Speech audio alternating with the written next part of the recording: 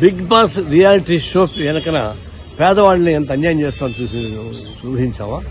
అక్కడ దీనిలో big boss సంబంధించి పల్లవి ప్రశాంత్ అనే రైతు బిడ్డ అతన్ని తీసుకుని దానిలో పెట్టారు.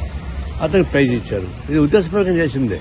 ఇది రైతుల్ని గ్రామీణ ప్రాంతంలో ఇన్ఫ్లుయెన్స్ అవడానికి చేసుకుని బయటకు వచ్చారు. పిల్లలు కొట్లాడుకుంటే ఈ ప్రశాంత్ మీద నాన్ బెయిలబుల్ సెక్షన్ పెట్టి జైలు వేసేశారు.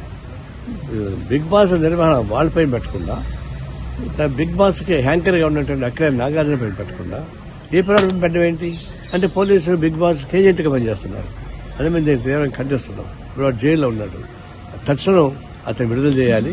అట్లాగే బిగ్ బాస్ మేనేజ్మెంట్ పైన, బిగ్ బాస్ హ్యాంకర్ గా ఉన్నట్టు నాగార్జున పైన కేసు పెట్టాలని డిమాండ్ చేస్తాను. నేను ఇది తెలంగాణ చీఫ్ జస్టిస్ ఉత్తరం రాశాను. ఆయన ఒక వారం రోజులు చూస్తాం, చేయకుండా పిల్లి కూడా వేస్తాం.